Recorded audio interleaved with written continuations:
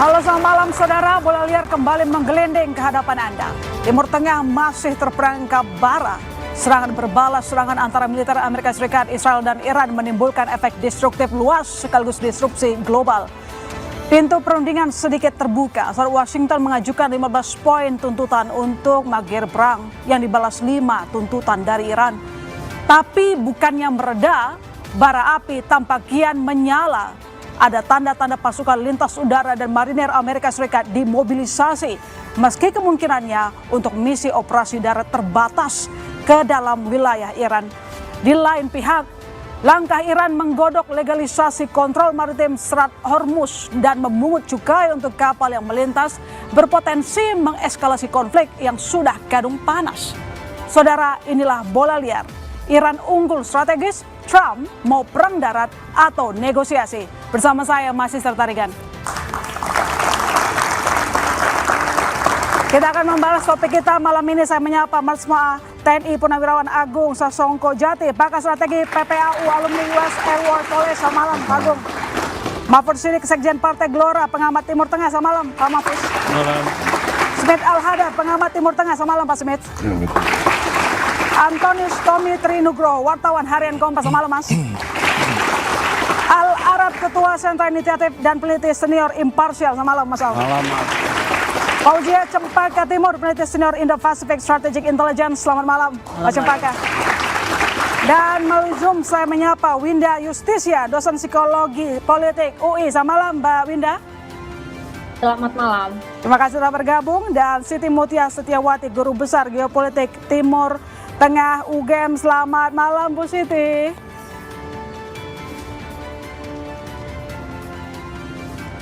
Selamat malam. Selamat malam. Selamat malam, Mbak Sista. Ya, saya langsung ke Pak Agung kalau begitu. Pak Agung, pengerahan pasukan Linut Divisi 82 dan gugus serang amfibi, sinyal invasi ke Iran oleh Amerika Serikat atau bagaimana menurut Anda? Untuk disebut invasi itu memerlukan minimal 100.000 atau lebih.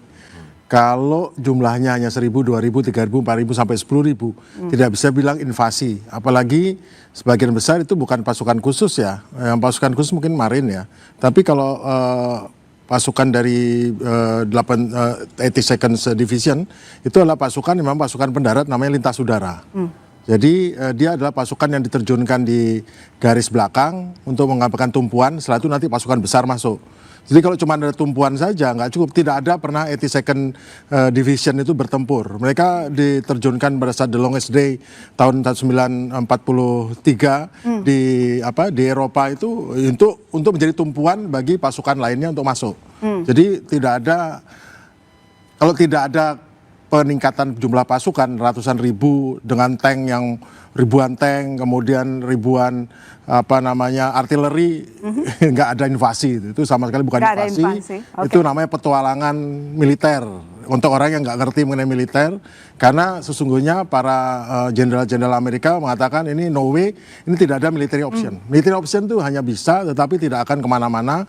Dan air power oke, dipakai, tapi sudah itu di end-nya tidak bisa ditentukan. Dari kami dulu waktu sekolah di sana juga tidak pernah ketemu end state-nya tuh akan Iran takluk itu tidak ada. Dan sampai sekarang pun kelihatannya masih tidak ada, namun tetap dipaksakan karena mengikuti daripada kemauannya Mossad. Kalau bukan invasi, lantas ini apa? Apakah serangan darat terbatas menurut Anda, Pak Agung? Ini adalah perang informasi untuk memuaskan orang di Amerika. Donald Trump adalah seorang yang semua asistennya, pembantunya, menterinya itu kan orang-orang media semua itu. Atau orang menjadi host seperti Anda ini, terus jadi tampil. Jadi semua itu dihitung nilai ratingnya. Jadi nilai rating, wah nampilkan ini gimana, rating naik nggak rating? Kelihatannya seperti itu menurut saya. Karena nggak masuk akal invasi dengan hanya jumlah 10.000, 20.000 itu nggak masuk akal. Jadi apapun yang kita bahas tidak ada nilai militernya yang akan masuk akal untuk bisa mendapatkan sesuatu pijakan sesuai dengan teori perang modern ya. Karena itu infanteri yang sangat ringan, yang nggak didukung sama artileri, lapis baja, itu nggak bisa apa-apa itu. Oke, baik. Ke Mas Al, Anda sendiri melihatnya kalau ini memang bukan invasi, lalu Anda menyebut ini apa? Apakah serangan darat terbatas? Ada 3 hal yang dilihat. Pertama, Trump sedang secara normatif membangun apa yang disebut dengan koersif diplomasi. Sebagai sebuah strategi, dia sedang menggunakan ancaman plus tawaran perdamaian. Jadi dia menggunakan instrumen militer sebagai sebuah ancaman dengan harapan lawannya setuju dengan proposal perdamaiannya dia. Makanya dia melakukan tadi disebut ngirim pasukan juga, tapi nawarin proposal perdamaian juga disebut ambigu. Kata Pak Anton tadi sebenarnya bukan ambigu, ini yang disebut dengan koersif diplomasi yang dibangun oleh Trump. Secara normatif itu, tapi pertanyaannya adalah apakah koersif diplomasi ini efektif? Iran langsung menjawab tidak akan melakukan proses perundingan dan negosiasi ketika dalam situasi tekanan dan serangan. Nggak ada itu namanya proses itu. Jadi udah menolak tentang proses tekanan itu. Yang kedua, dalam perspektif ekonomi politik, bahwa tadi Pak Agung sudah menyampaikan, Trump ini pemain isu, kayak pemain saham dia, Mbak. Nah, di dalam permainan ekonomi politik selalu ada kepentingan ekonomi dan keuntungan tuh. Tinggal dia melakukan kayak kita naik mobil, gas rem, kapan gas dan kapan ngerem, sampai dia mendapatkan keuntungan dari ekonomi tadi itu. Kita perlu lihat setiap dia declare tentang mau perang, itu gengnya Trump, kelompoknya, keluarganya, selalu 18 jam atau sehari atau 2 hari sebelumnya dia akan ngitung, besok 2 hari lagi gue akan buat kebijakan perang ya. Dia main beli dan jual saham tuh, lalu dia dapat keuntungan dari situ. Besok gue mau damai nih, tenang, karena tekanan ekonomi di dalam negeri terlalu tinggi, harga minyak terlalu tinggi, demo terlalu besar. Oke, gue ngajuin proposal untuk damai supaya sentimen publik kemudian mereda. Lalu kemudian nanti setelah mereda dia main lagi. Nah, Trump termasuk, saya setuju sama pandangan Yanwar Rizky ya, seorang pengamat ekonomi. Trump ini seperti pemain saham gitu dalam perang ini. Nah, itu dalam perspektif ekonomi politik. Sehingga kita bisa katakan dia ini penipu gitu loh. Nah, dalam konteks penipu dia nggak bisa sama sekali nggak bisa dipercaya Trump ini. Jadi menurut Anda ada kemungkinan memang tidak akan terjadi perang? Belum tentu. Tapi realitasnya adalah dia akan menghitung sampai nanti apakah perang ini harus dilakukan untuk keuntungan atau kerugian buat dia. Nah, dia akan mengkalkulasi itu. Nah, yang menarik adalah yang ketiga dalam perspektif resolusi konflik. Apakah dia akan melakukan hal yang konyol dalam dinamika resolusi konflik bahwa di tengah kebuntuan dia terus melakukan serangan. Sementara Amerika pernah pengalaman kalah dalam perang di Vietnam ketika melawan Vietcong atau ketika melawan Taliban.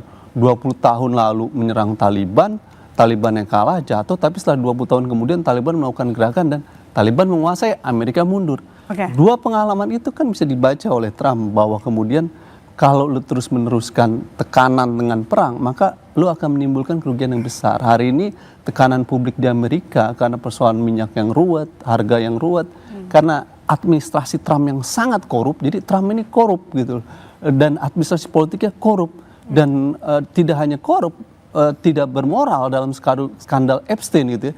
Jadi ini satu hal yang menunjukkan bagaimana realitas politik Amerika hari ini dalam realitas kondisi yang buruk di bawah kondisi Trump. Nah, kalau tekanan dari dalam terlalu tinggi, persis akan terjadi seperti Vietnam. Vietnam kan kalah bukan hanya soal geografis, bukan hanya soal Vietcong yang punya ideologi yang kuat, tapi kan masyarakat di Amerika Serikat, Vietnam bukan musuh saya, kenapa saya harus perang di sana? Nah, hari ini masyarakat di Amerika hari demi hari menyatakan bahwa buat apa perang di sana gitu. Oleh karena itu tekanan-tekanan publik akan kalau semakin tinggi dan semakin besar, pada titik itu Trump akan stop tuh kira-kira. Baik, saya ke Pak Mahfuz. Pak Mahfuz, kalau ada pengerahan pasukan baik dari Divisi Lintas Udara 82 US Army, Unit Marinir 11 dan 31 US AMC, kemudian gugus serang amfibi USS Tripoli dan juga US Boxer, apakah Anda melihat bahwa sebenarnya yang disasar oleh Amerika Serikat itu merupakan Clark Island? Itu yang disampaikan oleh sejumlah media luar.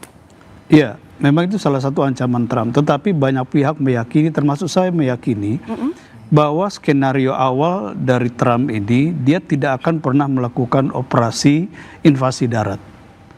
Dan imajinasi, saya gunakan kata imajinasi Trump ketika menyerang Iran itu sangat terkait dengan apa yang berhasil dia lakukan di Venezuela. Mereka berpikir bahwa dengan serangan tanggal 28 Februari itu, dengan membombardir 700 rudal ke Teheran dan beberapa kota yang lain dan berhasil menewaskan pemimpin tertinggi Iran, ini kemenangan mutlak sudah bisa didapatkan. Kan ternyata itu tidak terjadi. Jadi kalau tadi Pak Agung mengatakan manuver yang dilakukan sekarang ini termasuk deployment pasukan yang cuma 2000-an sekarang ini, itu tidak memberikan indikasi apapun tentang rencana serangan atau invasi darat kemanapun termasuk ke Pulau Gar tadi. Nah, sebenarnya ini semakin mengkonfirmasi banyak pandangan pengamat militer bahwa Trump memang tidak pernah punya rencana untuk melakukan invasi darat. Itu satu. Yang kedua, ini juga mengkonfirmasi bahwa sejak awal Trump ini tidak punya tujuan yang jelas dan tidak punya rencana juga yang jelas di dalam operasi militer ini. Dan pembuktiannya sangat sederhana. Ketika ada komunikasi dari pihak ketiga, ya, dalam hal ini misalnya kita sebut ada Pakistan, kemudian ada Turki, ya, ada Qatar, dan juga kemudian Saudi mulai dilibatkan untuk mendorong proses negosiasi. Kita lihat Trump meletakkan semua tujuan-tujuan yang dari awal pernah dia sebutkan dalam satu piring besar yang disebut 15 tuntutan Trump itu. Kan orang jadi bertanya, hey Trump, Anda sekarang ngajak Iran negosiasi, tapi kenapa kok semua tujuan peperangan itu dari A sampai Z yang 15 poin ini diletakkan dalam satu piring? Loh, berarti selama ini hampir 1 bulan Trump atau Amerika dan juga Israel dia tidak mendapat gain apapun karena semuanya sekarang masuk dalam paket besar untuk dinegosiasikan, dan lagi pula inilah yang ditolak oleh Iran. Jadi kita melihat bahwa betul kalau tadi tema kita adalah bahwa Amerika mengalami kekalahan secara strategis, ya memang dia tidak punya gain apa-apa di sini, tidak mendapatkan apa-apa di sini, dan rencana untuk negosiasi ini pun juga sesuatu yang tidak jelas dan jadi mobilisasi yang dilakukan oleh Trump ini hanya bentuk gertakan untuk Iran. Ya, kalau ada yang berpandangan misalnya ini cara Trump untuk buying time dalam menyiapkan invasi secara invasi darat. Saya kira itu sangat jauh dari kalkulasi itu. Jadi yang dilakukan Trump lebih kepada tadi yang saya setuju Mas Araf mengatakan, ya ini cara diplomasi koersif gitu ya gertak-gertak sedikit gitu. Dan saya kira Iran sudah belajar banyak tentang gaya kepemimpinan dan gaya politik, gaya bernegosiasi Trump, sehingga kita lihat semua statement-statement Trump itu kan dibantah secara sangat telak gitu ya, dan itu membalikkan bukan saja opini, membalikkan pengaruh yang ditargetkan oleh Trump sendiri, misalnya harga minyak yang tapi kembali kita naik. lihat kemarin kan Trump menyerang Venezuela, lalu kemudian juga menciduk presidennya, lalu dalam penyerangan terhadap Iran juga akhirnya membuat Khamenei gugur. Ya betul, itu target di awal yang dianggap itu berhasil menyelesaikan persoalan Iran. Tetapi kan tidak demikian. Iran bukanlah Venezuela. Retaliasi yang dilakukan pasca terbunuhnya Khamenei misalnya, itu kan jauh dari kalkulasi Trump sendiri. Jadi kali ini Trump benar-benar salah kalkulasi. Jadi tidak miskalkulasi itulah problem terbesar yang dialami oleh Amerika. Oke, kalau Mbak Cempaka punya pendapat yang sama, atau memang menurut Mbak Cempaka juga bahwa dia tengah menyasar Cook Island, atau mungkin menurut Mbak Cempaka ini bisa sampai ke Hormuz? Kalau saya lihat memang ini sudah cukup panjang, konflik ini sudah terjadi, sudah hampir 1 bulan begitu, dan ini kedua belah pihak meskipun tidak diakui, meskipun tadi disampaikan ada information operations di antara keduanya begitu, yang satu menyatakan bahwa tidak setuju, tidak ada negosiasi, yang satu menyatakan apakah ini permintaan dari Pakistan, permintaan dari Iran maksud saya. Dalam konteks ini menurut saya kedua negara menginginkan exit ramp dalam hal ini, yaitu keduanya. Tidak cuma US. Tidak cuma US dalam konteks ini, karena kita lihat bagaimana cost yang dibebankan oleh Iran terhadap tidak hanya Amerika Serikat dan Israel, tapi juga secara regional misalnya sudah terlalu tinggi. Begitupun cost ya secara militer yang tadi saya setuju yang disampaikan oleh Pak Agung misalnya, dalam konteks 10.000 pasukan dibandingkan dengan pasukan darat yang turun di Irak misalnya, sangat jauh jumlahnya gitu. Jadi kalau misalnya memang yang diinginkan oleh Iran dan maupun Amerika Serikat, keduanya menginginkan exit ramp. Untuk Amerika Serikat sendiri tentu mereka dikejar waktu, dalam konteks ini Trump dikejar waktu karena ada yang disebut dengan New Wars Power Act, di mana mereka salah satu Demokrat menginginkan untuk Trump untuk menyatakan di depan Senat dan juga Kongres mengapa justifikasi untuk menyerang Iran misalnya, waktu ini berjalan yaitu 30 sampai 60 hari. Dan kalau kita lihat bagaimana Trump yang awalnya memberikan waktu 48 jam ultimatum, lalu mundur ke 5 hari, lalu mundur lagi ke sekarang ke 10 hari begitu. Dalam konteks ini kita lihat bagaimana yang sebenarnya dikejar oleh waktu adalah Trump. Dan dalam kalau tadi mensitasi yang disampaikan oleh Mas Al misalnya terkait koersif diplomasi, dalam konteks diplomasi pihak yang paling terburu-buru adalah pihak yang paling akan kalah sebenarnya dalam konteks ini. Jadi keyakinan Anda ini merupakan operasi militer atau sebenarnya Trump sedang bluffing?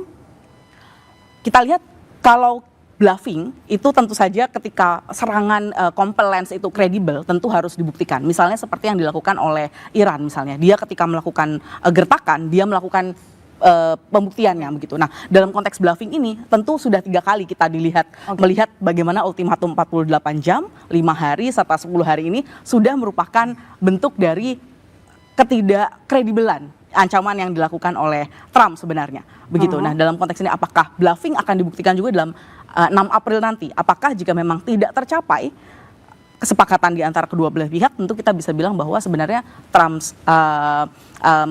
ancaman dari Trump ini tidak kredibel atau bahkan bisa dibilang bluffing. Jadi Anda tadi analisanya bagaimana? Apakah dia akan menyerang Clark Island atau bahkan sampai ke Hormuz? Menurut Anda itu tidak? Itu sangat jauh? Belum sama sekali? Menurut saya untuk untuk menyatakan bahwa ini adalah hanya Clark Island mungkin sangat terburu-buru begitu.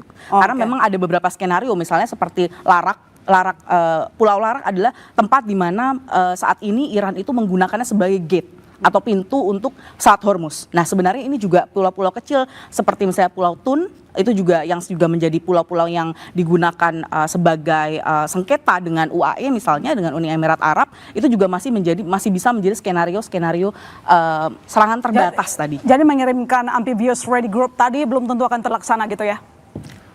Bukan untuk serangan langsung begitu, serangan darat yang sifatnya invasif. Setuju seperti yang disampaikan Pak Agung. Oke, baik, saya ke Prof Siti.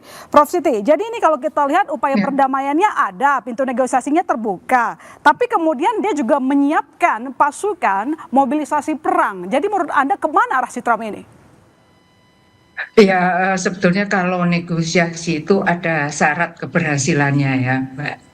Jadi kalau saya melihat ini adalah keberhasilan negosiasi itu Trump sendiri akan dalam pihak yang kalah karena syarat keberhasilan negosiasi itu yang pertama bargaining position harus seimbang. Saat ini bargaining position Iran itu meningkat dengan menutup Selat Hormuz ya.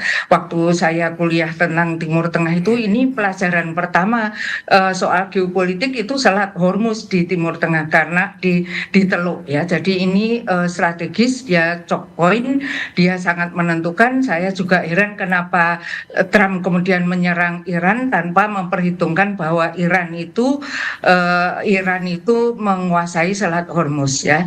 Jadi ini dari bargaining position yang kita lihat bahwa Iran itu di atas angin ya. Tadi bapak-bapak yang lain sudah menjelaskan bahwa Iran dalam posisi menang dari segi strategis maupun persenjataan dan maupun dukungan internasional.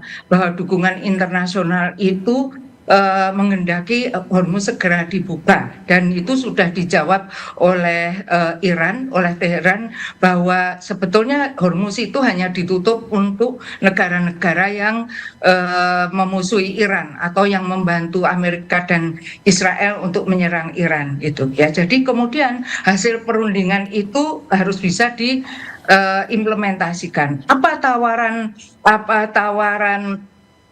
Donald Trump dalam hal perundingan ini? Donald Trump itu menawarkan hanya akan tidak menyerang ya kalau Iran itu membuka Selat Hormuz. Tawaran ini ada 15 tapi salah satunya seperti itu. Tawaran untuk tidak menyerang itu sulit dipercaya dan sulit diimplementasikan mengingat kalau di belakang Amerika Serikat itu adalah Israel. Israel itu sudah terkenal selalu melanggar gencatan senjata atau perundingan yang telah dilakukan. Perundingan gencatan senjata 25 Oktober yang lalu sampai hari ini Israel tetap menyerang Gaza dan telah menimbulkan korban tercatat kurang lebih 650 orang meninggal. Dengan adanya mobilisasi pasukan, Prof Siti, apakah menurut Anda ini juga merupakan gertakan seorang Trump saja untuk masuk ke meja perundingan misalnya? Gertakan itu saya sulit untuk mengatakan apakah ini gertakan atau sungguhan ya, karena bisa jadi setidaknya untuk pintu masuk negosiasi, Prof Siti. Ya. Setidaknya untuk memasuki menekan Iran lalu kemudian masuk ke ruang negosiasi. Kalau untuk menekan Iran masuki ruang negosiasi jelas itu tidak tidak akan bisa dicapai karena Iran sendiri saya lihat di bawah Menteri Luar Negerinya itu sangat percaya diri bahwa Iran itu bisa melawan Amerika Serikat dengan yang kita lihat persenjataannya itu sangat lengkap ya, terutama hipersonik itu kan kita kaget bisa cepat mencapai Tel Aviv misalnya ya. Jadi itu tidak bisa Iran ditekan hanya dengan kalau tidak mau berunding akan diserang. Iran kan juga sudah membalas ancaman itu dengan mengatakan bahwa kalau infrastruktur Iran dan fasilitas energi diserang, Iran akan menyerang dan sudah menyerang 9 fasilitas energi di Teluk dari Kuwait sampai ke Uni Emirat Arab sudah diserang dan itu akan dia katakan akan diserang lagi fasilitas air ya yang itu utama bagi negara-negara Teluk. Jadi perundingan itu kalau tanpa ada jaminan keamanan ya jadi tidak akan berlangsung dan kalau Iran itu meminta jaminan keamanan dari Amerika dan Israel. Mungkin dari Amerika bisa, tapi Israel sudah mempunyai behavior yang selalu melanggar kesepakatan. Oke, baik. Dan itu membuat Iran tidak percaya lagi begitu tanggapannya. Baik, saya ke Mbak Winda. Mbak Winda, bagaimana dalam selama perang ini Anda melihat Trump, Netanyahu, dan Mustaba melihat karakter pribadi mereka memengaruhi jalannya perang ini? Baik, terima kasih Mbak Silvi. Mungkin saya akan berfokus kepada karakter Donald Trump dulu ya, Mbak ya. Jadi kalau kita melihat karakter Trump, pertama mungkin kita bisa melihat dari konsep diri Trumpnya sendiri. Ini sudah banyak dianalisis oleh para psikolog, baik itu psikolog kepribadian, perkembangan, maupun psikologi sosial di Amerika Serikat. Dan bukunya sudah banyak sekali, salah satunya dari Dan P. McAdams dari Northwestern University, Chicago gitu ya. Yang menyatakan bahwa Trump itu pertama adalah orang yang sangat kompetitif. Di masa sekolahnya di military academy ya, dia itu sebenarnya tidak punya banyak teman, tapi dia terkenal sebagai remaja yang sangat kompetitif. Dia selalu pengen juara, selalu pengen memenangkan kompetisi apapun, dan itu berhasil dia lakukan, terutama di sport ya pada saat itu. Dan yang kedua, selaras dengan itu dia memang selalu pengen menang, bahkan di dalam berbagai kompetisi di tingkat kelas gitu ya, dia tidak pernah mau kalah dengan teman-temannya, sehingga itu menyebabkan dia kesulitan untuk membangun atau mencari teman-teman. Baik, termasuk juga dengan melawan Iran kali ini ya. Nanti dijelaskan lebih lanjut Mbak Winda. Kami silakan bersaudara tetap di Bola Liar. Baik.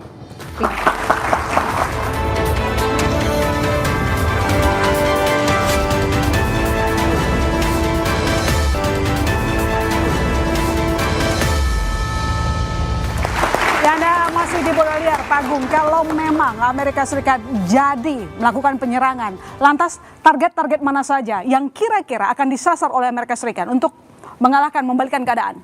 Pertama, di Amerika Serikat memiliki banyak pangkalan, total 27 sampai mulai dari Cyprus, kemudian di sini adalah di sini ada Jordania, ya, ini Israel, ya, kemudian di Suriah, Irak, dan sini Kuwait, kemudian di Arab Saudi dan di Manama serta Bahrain, ini Qatar ya, Qatar dan Bahrain, kemudian dengan Uni Emirat. Jadi pangkalannya Amerika itu ada yang berbentuk pangkalan angkatan darat namanya camp, ada yang namanya angkatan udara air base, dan ada yang namanya naval base. Hampir praktis semuanya sudah tidak bisa dipakai, hancur. Meskipun memang pangkalan itu dibagi dua. Contohnya seperti di Qatar, ini pusatnya angkatan udara KEOK ya, Combined Air Operation Center-nya itu di sini, jaraknya cuman nggak sampai seberang Teluk ya. Itu yang terbesar tapi sudah tidak bisa dipakai. KEOK-nya, landasannya bisa dipakai, tapi itu landasan itu dibagi dua dengan Qatar, angkatan udara Qatar. Jadi kalau mau pakai, Qatar ngelarang. Praktis Amerika tidak bisa menggunakan semua pelabuhan dan pangkalan. Nah sekarang di mana pasukan Amerika? Sekarang ini adalah El Mandeb dan sini Houthi di sini. Berarti dia bisa menutup selat yang kecil ini. Jadi ada bukan hanya Hormuz, ini lebih kecil lagi. Nah sekarang di mana letaknya Abraham Lincoln ya dan ini Tripoli, dia letaknya di sini, di Arabansia di sini. Dia tidak berani dekat-dekat karena apa? Takut terkena rudal balistik dari Houthi ya, dari Houthi sini ke sini dan dari sini. Dan kemarin ada serangan banyak kepada Abraham Lincoln itu dari Houthi sebetulnya. Houthi itu di sini. Nah, kemudian kira-kira di mana dia berada? Ini pulau Kark itu di sini, pulaunya kecil di sini ya. Kemudian ada pulau-pulau lain. Nah, sekarang bagaimana? Apakah mau mendarat di panjang sini? Ini ada tebingnya, tebing curam yang tidak bisa didarati. Berarti harus diterjunkan. Masalahnya adalah di sini ada pegunungan Zagros. Pegunungan Zagros ini pegunungan yang berapa ratus kilometer yang untuk mencapai Teheran kesulitan. Satu jalan masuk di sini, Bandar Abbas untuk masuk ke sini. Tapi masalahnya itu adalah juga daerah bergunung-gunung dan dan juga tidak mudah tidak bisa dilewati dengan mudah oleh kendaraan lapis baja. Dan setahu kita pertanyaannya adalah di mana divisi 82 itu akan ditempatkan.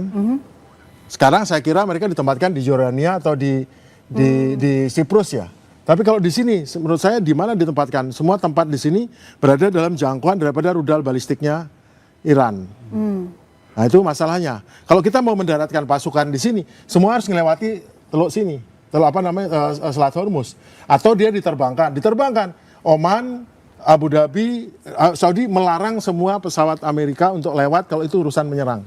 Dengan pangkalannya di Siprus ataupun di Yordania, bagaimana mereka akan menargetkan pangkalannya? Sekarang saya beritahu. Sekarang serangan jadi serangan sekarang nggak mungkin dari ini nyerang ke sini. Apa yang terjadi? Dari Israel kalau nyerang mereka terbangnya lewat sini, kemudian ke sini. Di sini dia terbang rendah di sini atau dia motong sini. Jadi semua muter, semua serangan muter, tidak ada serangan langsung karena Irak sekarang menyatakan rudal tidak bisa digunakan kecuali terbang tinggi sekali. Nah itu yang terjadi sekarang. Rute penyeberangan ke Irak ini jadi masalah karena Irak menyatakan mendukung Iran dalam perang ini. Jadi menurut Anda banyak kendala mengirimkan divisi 82 untuk membawa kapal ke sini harus lewat sini kan. Ya. Kalau terbang dari sini ngangkutnya apa? Maksudnya helikopter terbang ke sini jauh sekali loh. Ini jauh sekali ini. Lantas bagaimana dengan Marina dan juga US Navy? Itu juga mustahil? Iya mereka parkirnya di sini. Nggak ada yang dekat. Semua nggak ada yang berani akan ke sini. Jaraknya hampir 1000 miles dari ini. Sama kayak jarak ini dari Israel ke sini.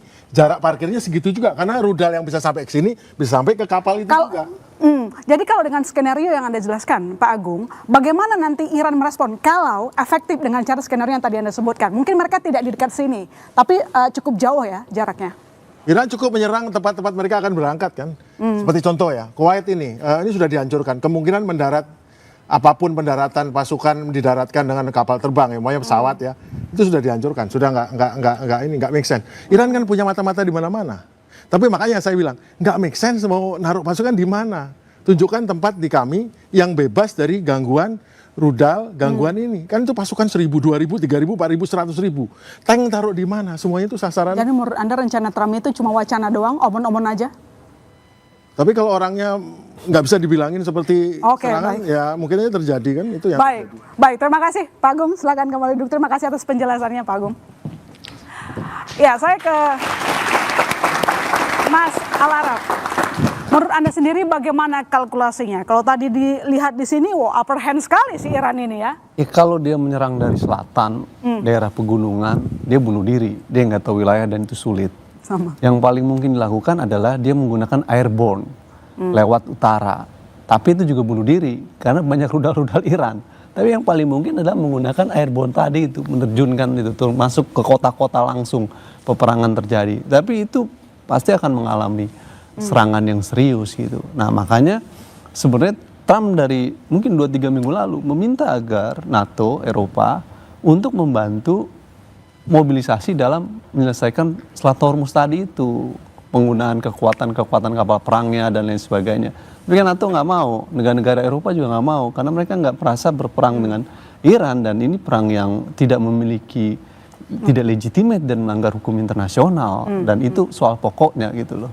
Nah oleh karena itu terhadap presiden yang melanggar hukum internasional, Indonesia presiden jangan berteman sama mereka, sama dia, kasihan tuh gitu. Ini presiden yang melakukan kejahatan kemanusiaan loh, ngebom 200 orang anak sekolah serangan pertama meninggal, itu kejahatan kemanusiaan. Jadi nanti setelah selesai ini, Trump wajib diadili di peradilan pidana internasional, sama dengan Netanyahu. Nah dalam konteks itu, sebaiknya presiden kita menjauh dari Trump, karena temennya aja NATO, Inggris, Prancis pada jauh, kok kita ngapain deket-deket, ya kan? Menurut saya itu hal yang paling konyol, apalagi sampai ikut BOP.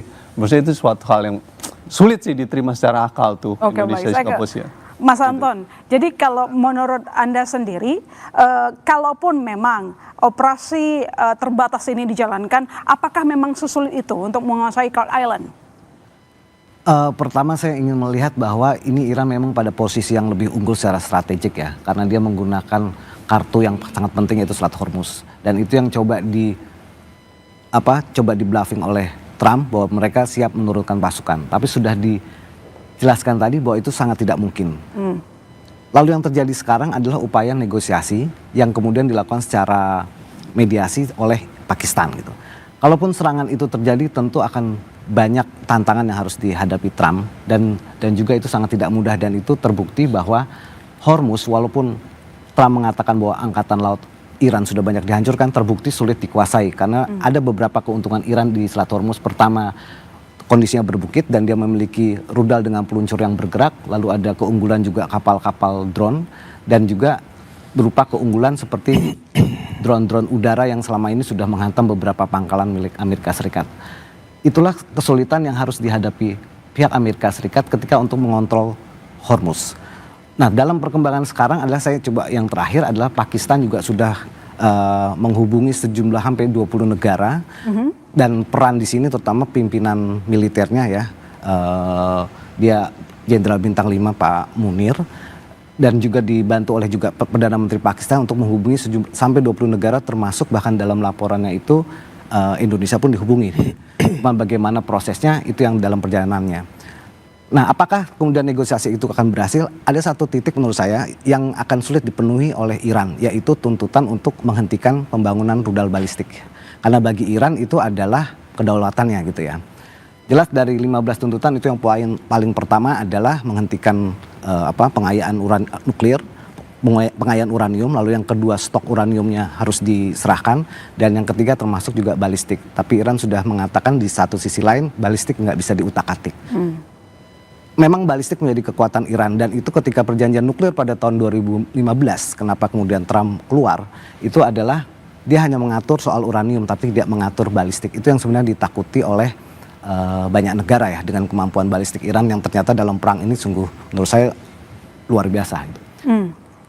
Keunggulan balistik dan keunggulan kemudian juga drone, dan juga bagaimana kemudian walaupun pimpinan tertingginya sudah gugur, tetapi kemudian pada level militernya tetap melakukan serangan-serangan yang cukup efektif pada Amerika dan Israel gitu ya. Jadi kemudian pertanyaannya adalah apakah bluffing yang coba dilakukan oleh Trump itu akan berhasil?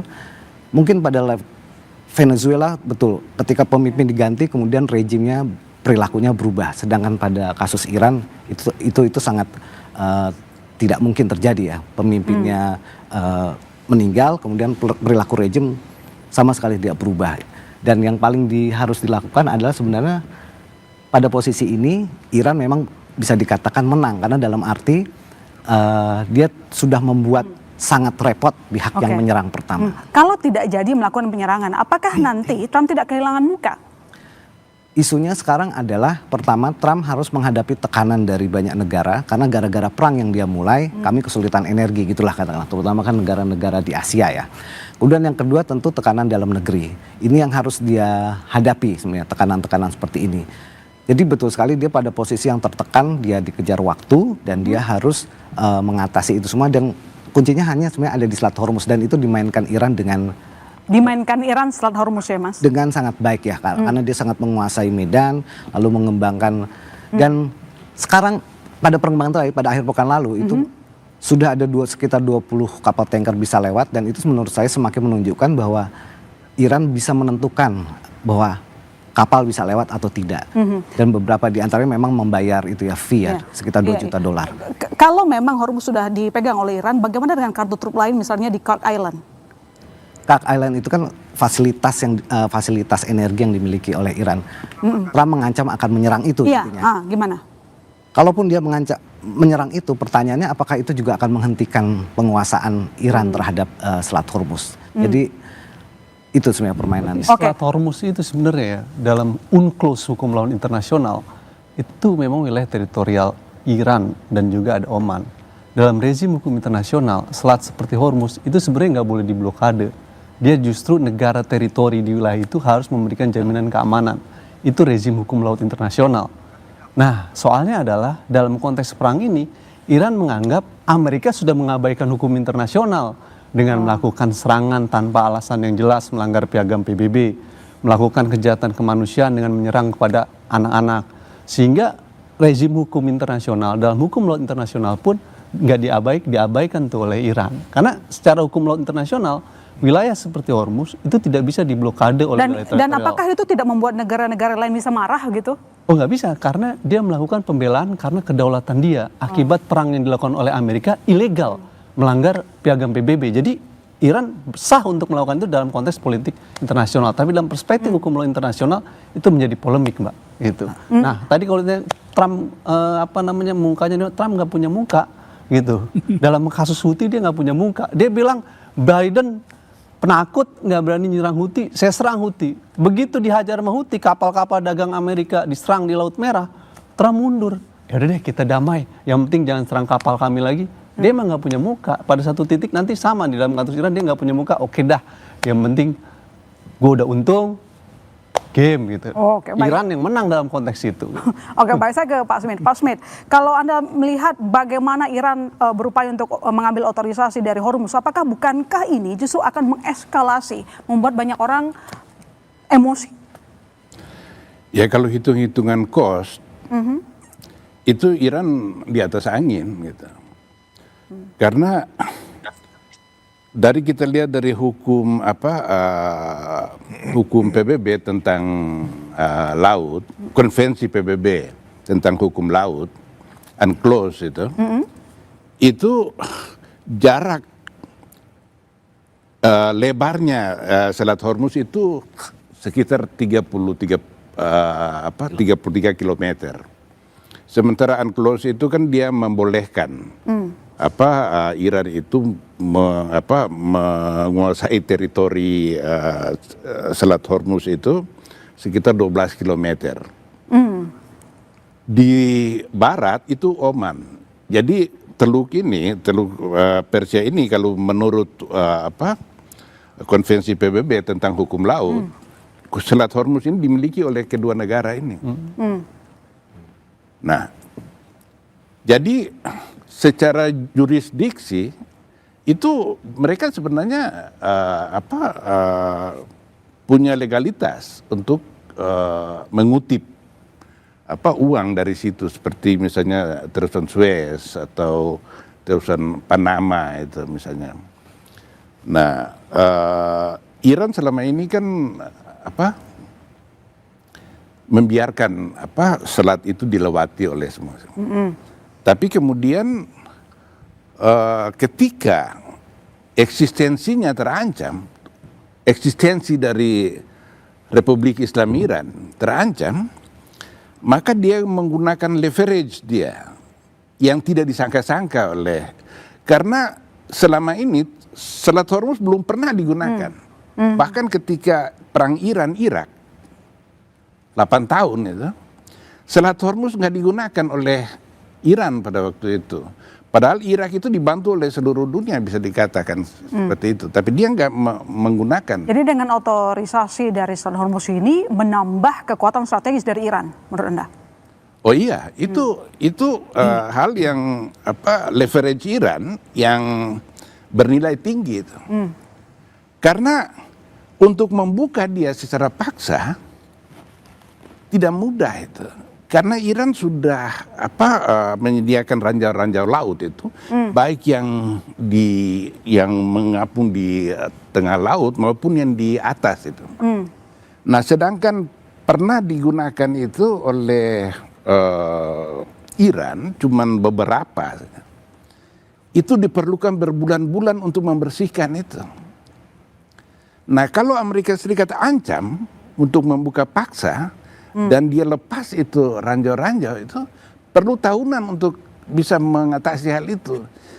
Dan Iran tahu betul bahwa ini leverage yang nggak bisa ditawar oleh Amerika Serikat gitu. Leverage kedua, itu semua negara Arab Teluk gitu, dalam posisi yang sangat sulit gitu. Kalau dia mau menyerang Iran, berarti dia pro Israel dengan Amerika Serikat loh. Sedangkan mereka ini ketika sebelum dilancarkan perang, mereka telah membujuk Trump, jangan melakukan itu. Ini berbahaya Iran ini. Trump tidak mau mendengar mereka. Dan ketika Israel melakukan genosida di Gaza, Trump mendukung. Termasuk BOP ini dia ciptakan ini. Nah, pada saat yang seperti itu, Iran bilang dia menyerang pangkalan-pangkalan militer Amerika Serikat. Dan sekarang dia tingkatkan semua hotel, tadi saya baca terakhir, semua hotel di Arab Teluk yang menampung satu orang Amerika saja akan jadi sasaran Iran. Nah, jadi Iran punya leverage-nya banyak dalam hal ini. Karena dia tahu bahwa dia tidak mungkin menang secara militer dengan Amerika Serikat. Tapi dia meminjam kekuatan dunia melalui tekanan minyak ini dan gas untuk semua meningkatkan kekuatan dia untuk menekan Trump.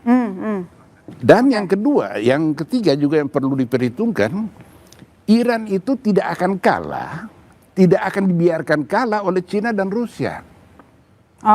Baik, ada yang membantu Karena Iran di belakang layar ya. Kepentingan dari kedua negara ini ya, untuk eksistensi kelangsungan hidupnya Iran itu penting secara geopolitik maupun geoekonomi bagi dua negara ini. Baik, saya ke Mbak Winda dulu. Mbak Winda, kalau kita melihat bagaimana Trump versus Mustafa, kemana arah perang akan dibawa? Sesuai karakter mereka masing-masing ya Mbak Win? Ya, baik Mbak Silvi. Seperti yang tadi saya sampaikan, Trump itu orangnya nggak mau kalah ya Mbak ya, selalu pengen menang. Dan kemudian dia juga melihat dunia ini sebagai ancaman. Dia itu membolehkan, mendukunglah tindakan agresivitas selagi tujuannya itu bisa tercapai. Dan juga yang perlu diingat adalah Presiden Trump diketahui sebagai presiden yang paling less ideological. Jadi sangat bisnismen gitu ya. Yang penting hitung-hitungannya masuk, tujuannya itu tercapai, dia itu akan happy. Dia akan happy untuk melakukan itu. Nah, dalam kasus perang Iran sekarang ini, saya rasa Trump itu sebenarnya memang ingin menunjukkan adik dayanya Amerika, ingin menunjukkan bahwa dia itu under control ya terhadap kondisi Iran selama ini, tapi sebenarnya dia tetap terbuka terhadap ruang negosiasi seperti itu. Selagi itu bisa menguntungkan Amerika atau dirinya sebagai presiden Amerika seperti itu, Mbak. Lalu dengan Mustafa seperti apa karakternya? Nah, perang. Ya, kalau dengan karakter Mustafa ya kita harus melihat itu sebagai masyarakat Iran ya. Mereka juga memiliki sejarah panjang sebagai sebuah peradaban gitu ya. Mereka juga tidak akan mau kalah dengan negosiasi ini, tapi ada kepentingan ekonomi yang juga mereka pertimbangkan gitu, dan saya rasa mereka juga akan terbuka untuk ruang negosiasi ini, tapi tidak akan mau ditaklukkan seperti Venezuela gitu ya, di mana presidennya bisa diganti barangkali nanti menjadi orangnya Trump gitu. Mereka tidak akan mau untuk mengikuti semua kemauannya Trump seperti itu. Baik, nanti kita elaborasi lagi bersama Anda. Mbak Winda tetap bersama kami saudara di Bola Liar.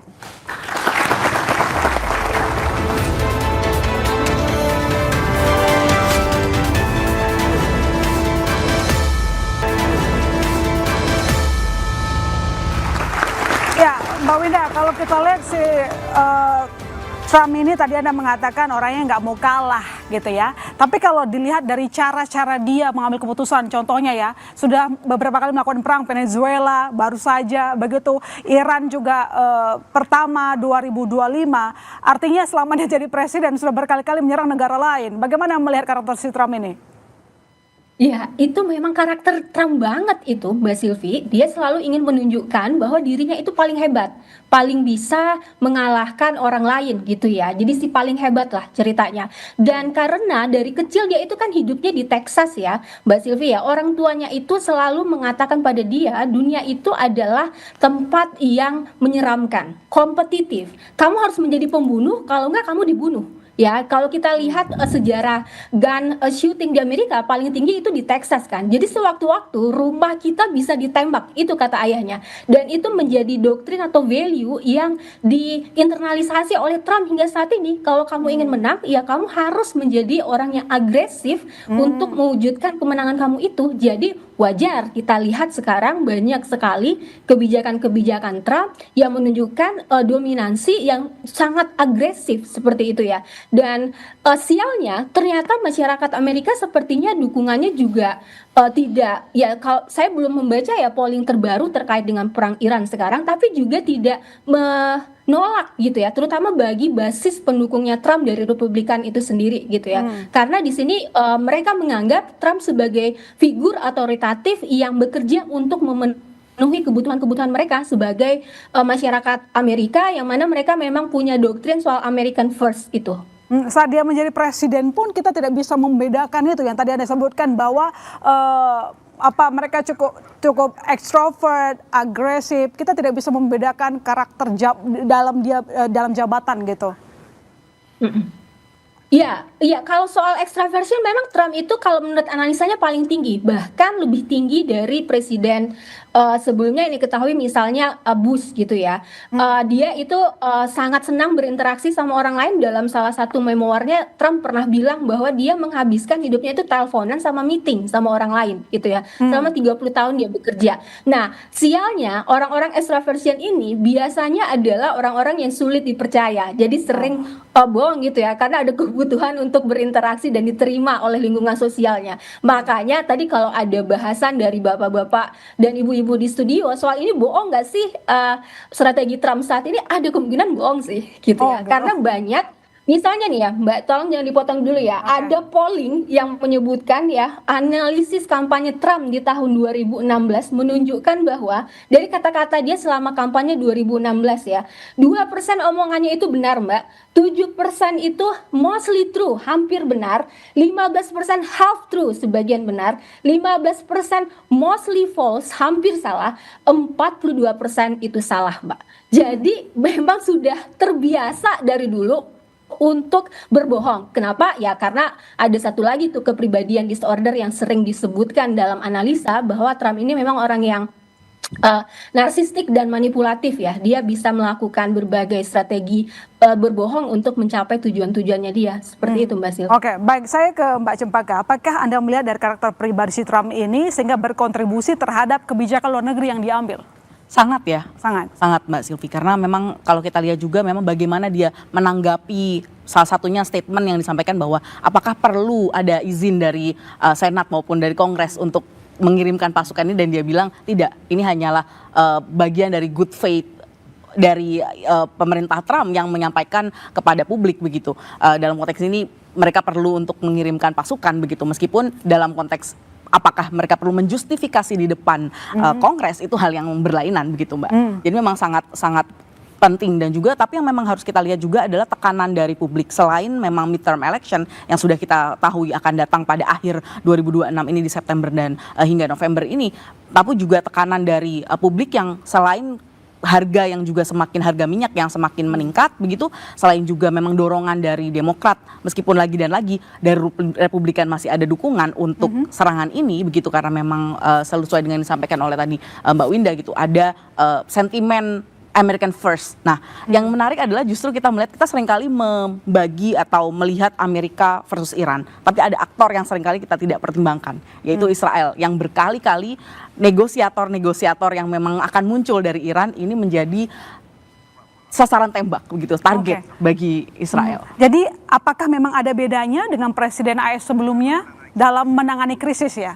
Beda. Ya, tentu ada bedanya. Bahkan kalau yang kita lihat memang misalnya bagaimana pada tahun 2015 di era Obama misalnya, bagaimana justru yang dijadikan Trump adalah membandingkan perdamaian yang dicapai oleh Iran dengan Amerika Serikat pada waktu Obama dengan apa yang akan ia capai melalui serangan ke Iran ini. Nah, ini menurut saya justru sangat menarik gitu ya, dan bagaimana kalau kita lihat kunjungan Takaichi Jepang ke Amerika Serikat beberapa waktu yang lalu, salah satu momen yang terus-menerus disorot oleh publik adalah bagaimana ketika dia dengan bangga menunjukkan foto Biden yang ada di hall di White House. Nah, ini menurut saya sangat bisa melihat perbandingan bagaimana Trump mengkondak politik luar negeri dari tiap-tiap masa presiden. Pak Agung, Anda kan pernah ya sekolah di Amerika Serikat. Bagaimana melihat perbedaan kepresidenan terutama saat perang, katakanlah bagaimana menghadapi Iran misalnya?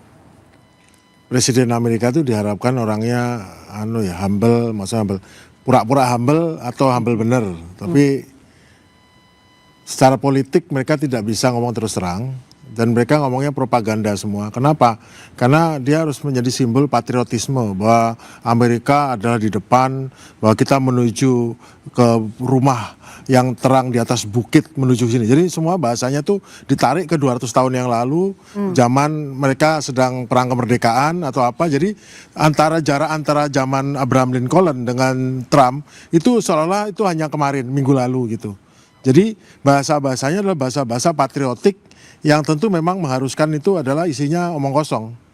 Tetapi memang masyarakat Amerika kan didominasi dengan media itu mendominasi mereka dengan satu iklan, kedua propaganda, tiga nih. Karena apa? Karena memang itulah di Amerika itu mereka hidup dari keyakinan bahwa Amerika itu adalah yang paling mendapatkan pengecualian. Oke. Istilahnya ada istilahnya, jadi pengecualian. Nah, dengan pengecualian ini mereka boleh melanggar apa saja atau melakukan apa saja karena kita orang baik, karena kita ada mewakili di dunia. Nah, ada unsur-unsur rohani di dalamnya. Nah, itu pasti kalau sudah bicara soal rohani seperti orang di gereja atau di masjid, pasti omongannya adalah omong-omongan yang nggak real kan. Omongan bahwa kita menuju sesuatu mengenai tujuan-tujuan yang, nah itu adalah memang bahasanya. Makanya kalau saya lihat bahwa dia sebagian besar dari Bu Mina tadi mengatakan bahwa sebagian besar adalah tidak berisi, memang isinya adalah propaganda semua. Nah, dan itu penting kenapa? Karena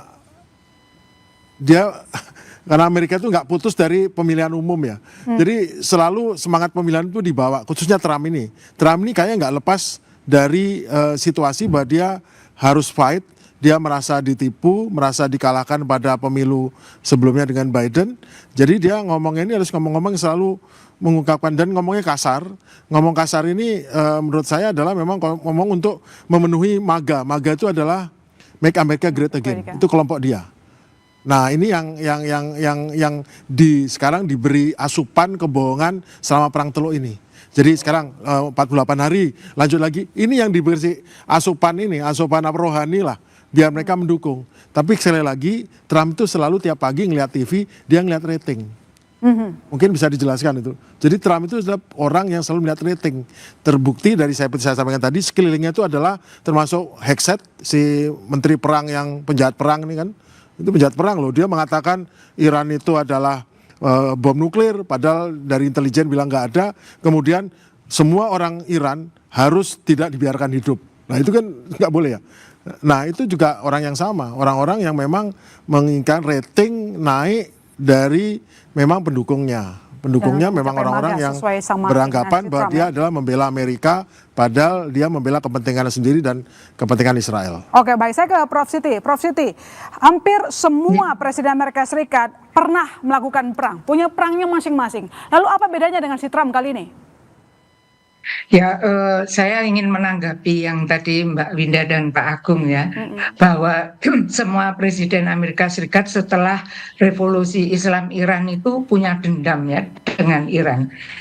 Itulah makanya semuanya itu tidak masuk akal karena masalah dendam, karena kita tahu bahwa Amerika Serikat itu dalam tanda petik pernah diusir dari Iran dengan tidak hormat. Kantor kedutaannya diduduki selama 444 hari di masa revolusi Islam Iran.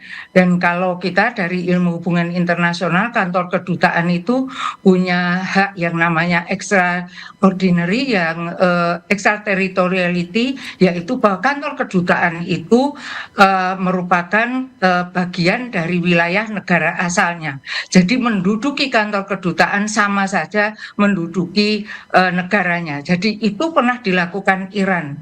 Ternyata dendam itu tidak hilang oleh semua presiden pengganti, ya, mau sebutkan dari Jimmy Carter, Ronald Reagan, semuanya itu dendam, ya, dengan apalagi George Walker Bush, mungkin yang lebih rendah itu hanya Obama, tapi yang lainnya itu dendam. Ditambah Donald Trump ini yang dia akan mengembalikan kejayaan Amerika, ya harus membuat Iran itu tunduk, karena 444 hari itu ada kelanjutannya yang namanya Iran Kontra di bawah Ronald Reagan, yang itu mempermalukan Amerika Serikat karena dia menjual senjata ke Iran yang musuhnya, kemudian ditukar dengan awanan perang, ya. Jadi inilah yang membuat semua presiden Amerika Serikat itu terpengaruh, hanya kadarnya saja yang mungkin Donald Trump ini yang tertinggi rasa dendamnya, karena tadi Mbak Winda sudah menjelaskan karena kondisi psikologisnya yang memang tidak punya welas asih, rasa itu tidak ada, ya. Jadi itu yang membuat Donald Trump itu beda dengan yang lainnya. Tapi semuanya sama memusuhi Iran, dan sekarang paling berhasil memecah belah negara-negara Teluk, ya. Ini yang saya sangat prihatin, karena sebelumnya Amerika Serikat itu punya kebiasaan atau punya behavior memecah belah negara-negara itu dengan cara memanjakan yang satu kemudian menyingkirkan yang lain. Dalam hal ini kita lihat mengapa negara-negara Teluk masih pemerintahannya itu bersifat monarki, ya, dibiarkan saja, tetapi ini Iran yang sudah republik justru disingkirkan. Katanya Amerika Serikat itu negara yang terdepan demokrasi. Baik, Prof. Ditahan dulu, Prof. Saya ke Mas Ato dulu. Mas Ato, melihat karakter si Trump kemudian decision makingnya seperti itu, lantas kapan kira-kira Trump akan berhenti perang atau justru nekat lanjut saja digas? Saya coba berusaha melihat ke belakang dulu, ya. Oke. Pertama, setelah Trump naik itu Departemen Pertahanan diubah namanya jadi Departemen Perang gitu kan. Itu berarti menurut saya sudah memang perang ini memang sudah disiapkan. Lalu yang kedua, saat pertama menjabat di periode ini, dia menyetop itu bantuan buat bahkan USAID dibubarkan, kemudian Voice of America di stop, dan ada penghematan dan sebagainya. Bisa jadi itu bagian bahwa memang sedang disiapkan semua, bahwa saya akan menjadi presiden yang mengambil tindakan keras gitu dibanding pendahulu-pendahulu saya. Ya mungkin juga betul juga kan kebijakan politik luar negeri itu terkait dengan domestik, ya, rating dan sebagainya. Dia punya target untuk itu dan dia melakukan tindakan yang keras. Dan waktu itu Rubio juga pernah mengatakan dalam jumpa pers, he is a president of action gitu. Ini presiden yang aksi. Dan menurut saya itu sudah sejak kampanye memang disiapkan oleh timnya. Kita akan melakukan ini. Dan pertanyaannya apakah itu ciri khas Trump? Kalau menurut saya itu rasanya enggak, ya. Amerika mungkin sudah punya pilihan kebijakan dari A sampai Z. Terhadap Venezuela ini mau diapain? A sampai Z itu udah ada. Tinggal pilih yang mana. Nah, Trump mengambil pilih yang kita ambil ini, Maduro gitu.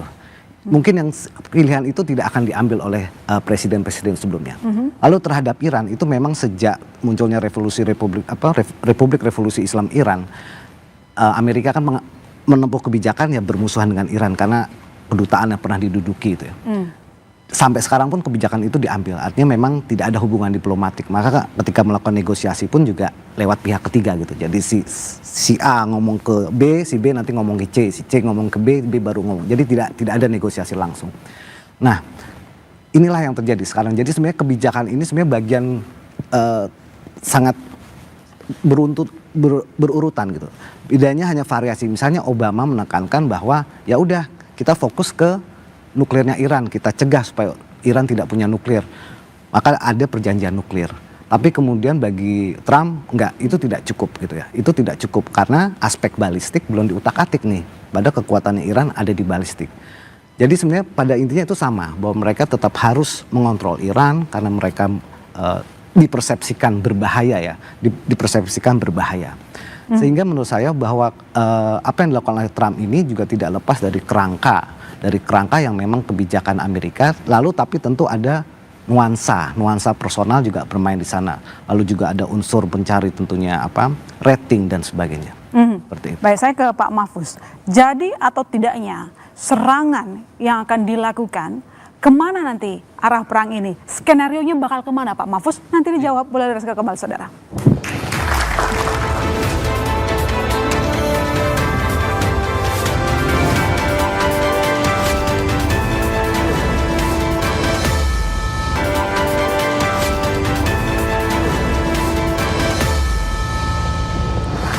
Jadi Pak Mahfuz, jadi tidaknya serangan dilancarkan oleh Amerika Serikat. Kemana sebenarnya arah skenario perang ini? Ya, kalau kita melihat dinamika peperangan dalam 1 bulan ini, maka kalaupun kita berasumsi bahwa Amerika sungguh-sungguh akan melakukan serangan darat misalnya, maka kita bisa membuat proyeksi bahwa peperangan ini tidak akan bisa dengan mudah dimenangkan oleh Amerika ya dan juga Israel.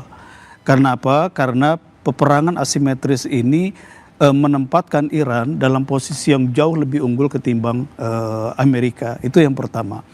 Yang kedua, situasi mungkin bisa berbalik ketika ada peristiwa yang tidak diduga oleh Trump, yaitu Israel menyerang Iran dengan menggunakan senjata nuklir taktis. Walaupun ini masih diperdebatkan dan orang masih menganalisis apakah ini mungkin terjadi. Tetapi kalau kita lihat peristiwa-peristiwa sebelumnya, ini juga sangat mungkin terjadi. Kenapa?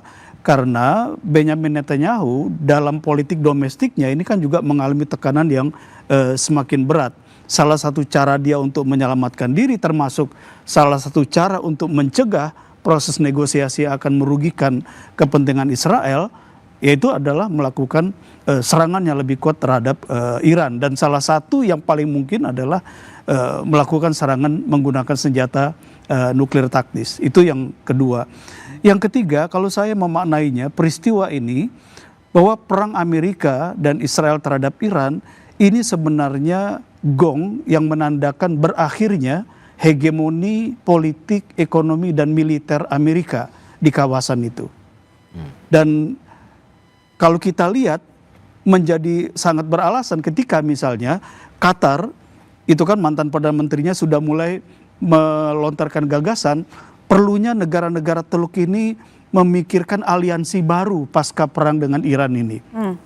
Dan di sisi yang lain, Iran juga mulai mengajukan proposal bahwa negara-negara di kawasan, bukan hanya GCC ya, bukan hanya negara Teluk, ya termasuk Iran, Turki, Irak, itu juga harus mulai membangun aliansi bersama untuk kepentingan yang lebih besar sepeninggal hegemoni Amerika di kawasan itu. Jadi kalau saya menganggap perang ini ketika dia selesai, ini adalah gong menandakan berakhirnya hegemoni ekonomi, politik, dan juga militer Amerika di kawasan. Dan ini berarti Amerika harus menelan pil pahit ya, bahwa dia mengakui kalah dalam perang ini, dan sangat mungkin setelah itu Trump sebagaimana Netanyahu akan menghadapi perang yang lebih besar, yaitu front domestik di negaranya masing-masing. Jadi kalau secara sederhana saya katakan Trump dan Netanyahu berhasil membunuh Ali Khamenei, tapi Ali Khamenei yang terbunuh tidak terjungkal dari kekuasaannya, bahkan mewariskan kekuasaan itu kepada anaknya, tapi sangat mungkin yang akan segera terjungkal dari kekuasaannya adalah Trump akibat kontradiksi politik domestiknya, dan juga Netanyahu yang sekarang sudah menghadapi tekanan berat dari dalam negeri. Oke, Pak Smith, apakah dengan perang ini artinya adalah merupakan realignment keamanan baru bagi Think Tank menurut Anda? Apakah akan terbentuk itu keamanan baru untuk Think Tank? Bagaimana? Apakah realignment ini tata ulang akan ada keamanan baru di Timur Tengah? Oh iya, jadi begini, perang ini itu akan mereduksi pengaruh Amerika Serikat di Timur Tengah. Bahkan bisa jadi petrodolar itu akan lenyap. Mungkin yang akan muncul adalah yuan petro yuan. Karena kan itu petrodolar itu kan membuat Amerika Serikat begitu dominan melalui finansial, menekan negara-negara lain. Karena ada perjanjian antara Amerika Serikat dengan negara Arab Teluk bahwa penjualan minyak Arab Teluk itu harus dijual dengan dolar.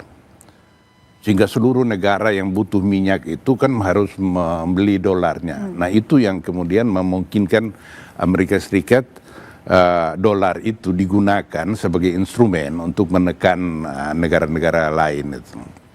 Nah, perang ini akan dipertanyakan oleh negara-negara Arab Teluk. Kita sudah membayar mahal terhadap Amerika Serikat. Saudi menanamkan investasi $1 triliun di sini. Qatar itu setengah triliun dolar. Uni Emirat Arab semua. Jaminannya pada waktu itu adalah keamanan mereka. Tapi sekarang kerugian mereka begitu besar, gitu. Iya kan? Amerika Serikat tidak bisa membuat apa-apa. Nah, sementara negara yang sedang tumbuh dan akan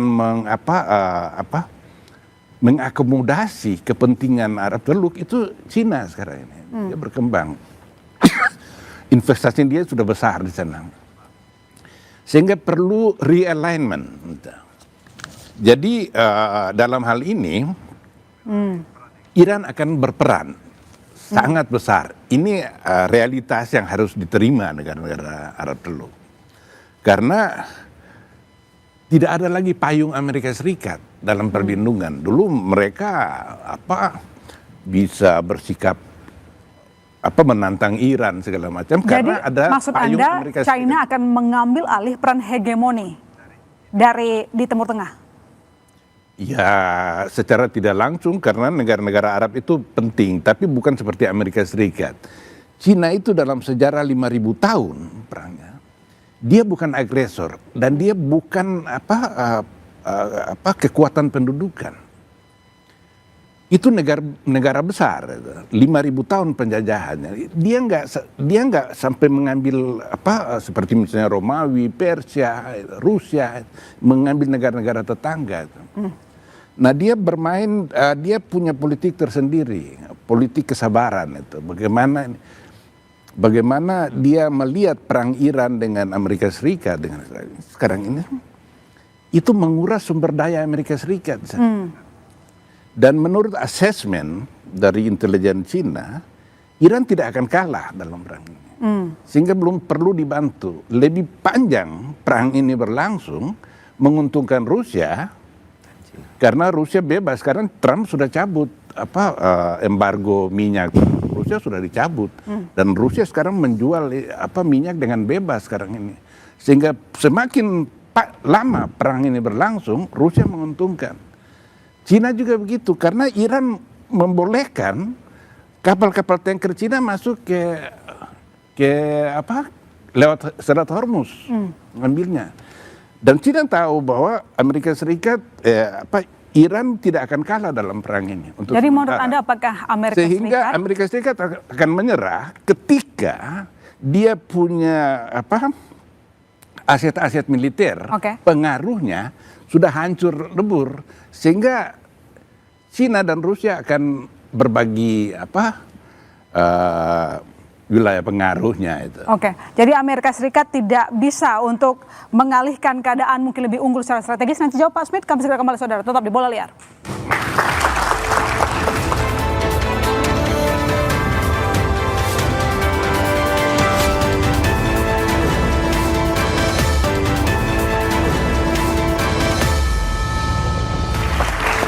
Jadi Pak Agung, menurut Anda ini lagi perang atau upaya negosiasi sebenarnya?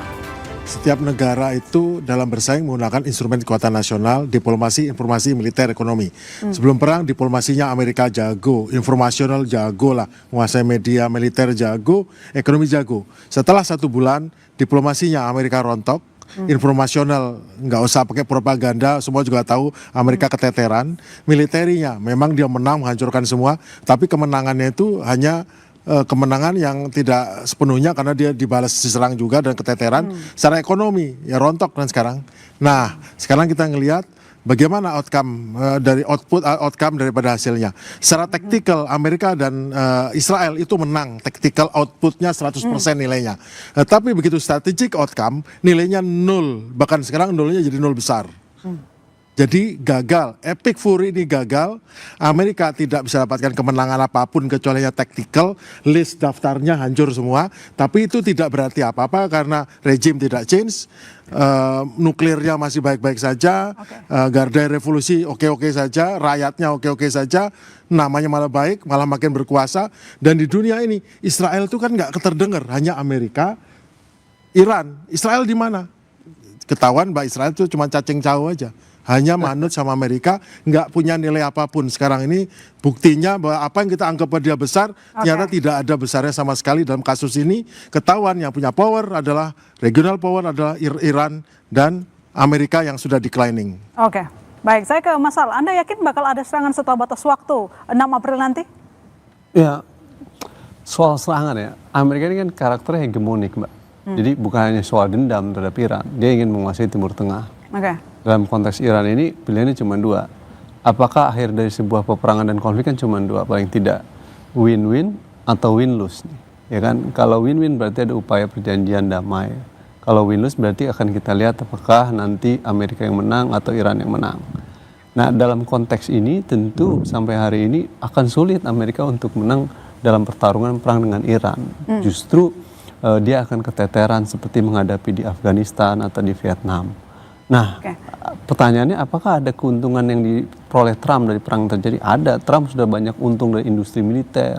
Trump dapat keuntungan dari permainan-permainan saham minyak. Trump dapat untung dari konsesi-konsesi dengan perusahaan dari perang yang terjadi. Jadi kepala Trump itu ada bicara keuntungan 1,4 billion dolar Trump peroleh selama 2 tahun dia menjadi presiden dalam memanfaatkan posisi sebagai presiden. Salah satunya keuntungan dari perang itu 1,4 billion dolar tuh dia dapat tuh keuntungan pribadi Trump. Nah sekarang saya yang kedua nih, dikit aja. Saya senang sekali tuh kalau dengar Pak Mahfud, Pak Agung dalam menganalisis pertahanan. Kita melihat dalam konteks Amerika dan Iran itu perspektif diskursusnya, walau kita benci perang dan menolak perang, tapi orientasi kita itu melihat dalam perspektif outward looking. Nah buat Indonesia ini pesan, jangan berpikir inward looking terus, harus outward looking. Kekuatan laut, udara itu harus diperkuat. Sayangnya kalau berpikir inward looking terus, saya jadi prihatin, Mbak. Terjadilah peristiwa kekerasan terhadap adik dan kawan saya, ya Bung Andri Yunus, yang kemudian mengalami kekerasan oleh intelijen strategis. Itu menurut saya akibat dia berpikir inward looking, sementara di luar berpikir outward looking. Jadi pelajaran dari perang ini adalah reorientasi pertahanan kita harus ke outward looking. Jangan ngurusin food estate, program MBG, militer itu memang dipersiapkan untuk perang dan outward. Itu untuk Indonesia catatan belajar begitu. Saya ke Pak Mahfuz. Jadi apa risikonya baik bagi Israel, Amerika maupun Iran jika memang terjadi perang darat? Iya, saya kira resikonya kalau perang ini terus berlanjut adalah resiko yang diinginkan oleh Trump untuk mengakhiri perang tapi menyelamatkan wajahnya. Kan sekarang yang dipikirkan Trump adalah bagaimana perang ini selesai lalu dia tidak losing face, kan itu. Kalau analisis tentang apakah kemungkinan Amerika bisa menang udah susah lah ya, ini udah terlalu jauh jarak untuk bisa menang. Nah, pikiran saya atau kalkulasi saya adalah Trump akan membiarkan ada eskalasi. Ketika eskalasi ini makin meluas, misalnya Houthi terlibat dalam peperangan ini, lalu Bab al-Mandab ini ditutup, kan ini 2 checkpoint ini kan makin membuat dunia ini menderita. Ketika dunia semakin menderita, maka akan ada tekanan internasional kepada Amerika untuk segera menghentikan perang. Lalu Trump, dia akan tampil sebagai seorang pahlawan untuk menyelamatkan dunia karena banyak permintaan dari negara-negara yang kesulitan energi dan gasnya untuk menghidupi masyarakatnya. Maka Amerika atas nama kepentingan dunia mengakhiri perang. Kalau Mbak Cempaka bagaimana melihat langkah Trump berikutnya? Apakah dia akan berhenti ataukah memang akan ngegas seperti disampaikan tadi Pak Mahfuz bahwa dia tengah ingin menyelamatkan mukanya? Singkat saja. Saya ingin mengutip salah satu William Zartman terkait dengan face saving exit. Nah, salah satu statement yang disampaikan, argumen yang disampaikan oleh William Zartman dalam kondisi ada 3 hal yang sudah terpenuhi. Pertama adalah cost militer yang sudah terlalu berat untuk kedua belah pihak, dan cost ekonomi yang terlalu berat juga untuk kedua belah pihak. Dan yang ketiga adalah tidak dapatnya ditentukan secara definit pemenang dalam sebuah peperangan, maka akan muncul dua hal. Dibutuhkan dua hal untuk sampai yang disebut dengan right resolution atau resolusi yang matang. Yaitu yang pertama adalah mediator atau interlokutor. Nah, saat ini kita memiliki Pakistan. Pakistan ini memiliki sejarah yang cukup berhasil dalam konteks melakukan back channel diplomasi. Pertama pada tahun 1972, Pakistan inilah yang mengantarkan Cina dan Amerika Serikat ini pertama kali memiliki hubungan formal begitu. Nah, dalam konteks ini, yang kedua adalah face saving exit. Tadi yang disampaikan oleh Pak Mahfud bahwa kita membutuhkan face saving. Nah, ini yang belum dipenuhi sampai saat ini, sehingga face saving ini diperlukan untuk apa? Agar di domestik kedua belah pihak ini dapat diterima. Baik, Prof Siti, apakah Anda melihat bahwa akan ada pertimbangan untuk perdamaian dalam perang ini? Singkat saja ya, Prof, singkat. Kalau saya kurang bisa melihat akan ada perdamaian dalam waktu dekat ini ya, tapi saya lebih berkonsentrasi pada kepentingan Indonesia yang saya prihatin karena semua kapal sudah diperbolehkan lewat Selat Hormuz, beberapa laporan Kompas kemarin, tetapi 2 kapal Pertamina masih tertahan. Nah, ini yang saya lebih concern pada bagaimana diplomasi kita terhadap Iran. Kemungkinan kita karena dianggap bagian dari Amerika dan Israel ya itu. Jadi itu harus dinegosiasikan lebih menyangkut kepentingan Indonesia. Baik, Prof. Saya ke Mbak Winda. Mbak Winda, melihat karakter si Trump ini, kira-kira kapan dia akan menyerah kira-kira? Ya, kalau kita seperti yang tadi saya sampaikan bahwa Trump itu sebenarnya orangnya cukup fleksibel juga ya. Yang penting kepentingannya itu tercapai seperti itu. Caranya bagaimana dia itu sebenarnya akan terbuka. Jadi saya rasa ruang-ruang negosiasi itu masih tetap bisa kita harapkan walaupun saya tidak bisa melihatnya dalam waktu dekat ini. Baik, Anda juga melihat demikian, Pak Smith, bahwa tidak akan ada ruang perdamaian dalam waktu dekat ini? Singkat saja. Ya, belum ada. Karena Amerika Serikat tidak siap untuk mengalah. Sementara Iran punya tawaran itu tidak bisa ditawar lebih besar. Gitu. Sehingga ini biasanya perang itu memulainya mudah, tapi mengakhiri perang itu sangat sulit. Dan Trump lagi terjebak menurut Anda? Dinamikanya itu berkembang terus dari satu ke satu. Trumpnya terjebak? Terjebak. Baik. Mas Sato, Anda ngeliatnya bagaimana? Kalau menurut saya nanti penentuan menang perangnya klaim jadinya. Klaim. Seperti yang dilakukan sekarang dong? Klaim ya mungkin masih ada beberapa tahap dan mengklaim bahwa menang. Cuma pertanyaannya kan tujuan perangnya katanya satu, mengubah perilaku rejim. Nah itu tercapai apa enggak? Nah itu yang secara objektif bisa dilihat itu ya. Baik, terima kasih Mas Sato, terima kasih untuk semua narasumber dan juga teman-teman mahasiswa. Dengan demikian saudara, saya menutup Bola Liar malam ini. Sampai jumpa minggu depan.